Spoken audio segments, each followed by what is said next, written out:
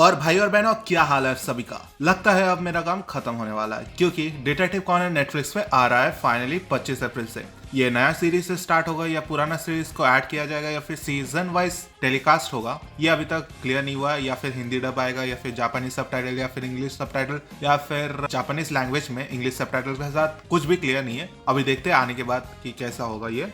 तो आप लोग सोच रहे होंगे अब चैनल कौन देखेगा। सही सोच रहे हो, पर रुको जरा, सब्र करो, क्योंकि आज का टॉपिक तो धमाका है, मतलब बॉम्ब के साथ आया। तो हम सभी को पता है कि 2 दिन के बाद मतलब 18 अप्रैल को रिलीज हो रहा है डिटेक्टिव कॉनन की 28वीं movie the one eye flashback. और इस मूवी में स्पॉटलाइट मिलेगा 3 ऐसे कैरेक्टर को जो शो में कम दिखाए गए हैं, पर जब भी आए हैं सीन चुरा लेते हैं। तो हमारा पहला कैरेक्टर है Kansuke Yamato, the one eye one leg lion. ये बंदा एक नागानो के विलेज से है और बचपन से एक हीरो को फॉलो करता है, कुरोतो काई, एक लेजेंडरी पुलिस ऑफिसर। काय की मिस्टीरियस मौत के बाद यामातो ने केस खुद उठाया, पर भाई साहब एक पेरोल जंपर का पीछा करते करते एवलांस में फंस गया और खो दिया अपनी एक आंख और एक पैर। सब सोच रहे थे कि गया वो काम से, बट देन एंट्री मारता है उसका चाइल्डहुड दोस्त ताकाकी मोरोफुशी। वो risk everything to save him. उसके बाद यामातो ने कमबैक किया और उएहारा के साथ मिलकर काय का केस सॉल्व किया। ये बंदा थोड़ा गुस्सेल टाइप का है,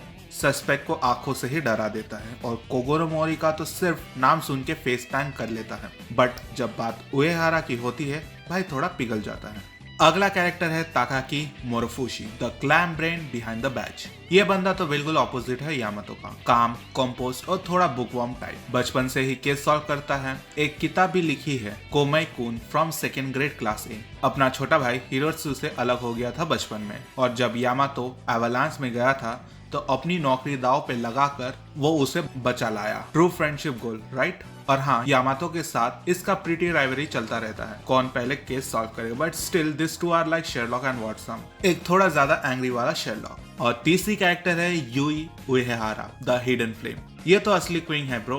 काय से इंस्पायर होके पुलिस फोर्स ज्वाइन की, पर जब यामातो गया मिसिंग बिलीव डेड मोड पे, उएहारा ने अंडरकवर जाके काय के केस को परसू किया। और क्या ट्विस्ट है, उसने शादी भी कर ली एक ऐसे आदमी से जिसके परिवार पे उसे शक था। लव एंगल भी है यहाँ। उएहारा क्लियरली यामातो के लिए फीलिंग रखती है और भाई भी कुछ ना कुछ तो फीलिंग रखता है, पर दोनों फुल प्रोफेशनल मोड पे ही रहते हैं। ये 3 कैरेक्टर शो में बस कुछ ही एपिसोड में दिखाए गए हैं, बट उनकी एंट्री धमाकेदार होती है। अगर आप देखना चाहते हो या फिर थोड़ा फ्लैशबैक चाहते हो तो एपिसोड 516 और एपिसोड 517 पुरिन कांसेन केस में उनकी पहली एंट्री हुई थी। फिर एपिसोड 557 और 561 रेड वॉल केस। फिर एपिसोड 653 और 654 eye for an eye. Episode 754 and 756 red woman case. Episode 808 Kamitachi murder case. Episode 810 और 812 कावानकाजी केस। एपिसोड 938 और 934 Nagano snowy mountain case. Episode 1003 and 1005 Nagano snow again. और एपिसोड 1123 और 1124 Nagano Gunma border murder case. और साथ ही एक movie में भी दिखाया गया है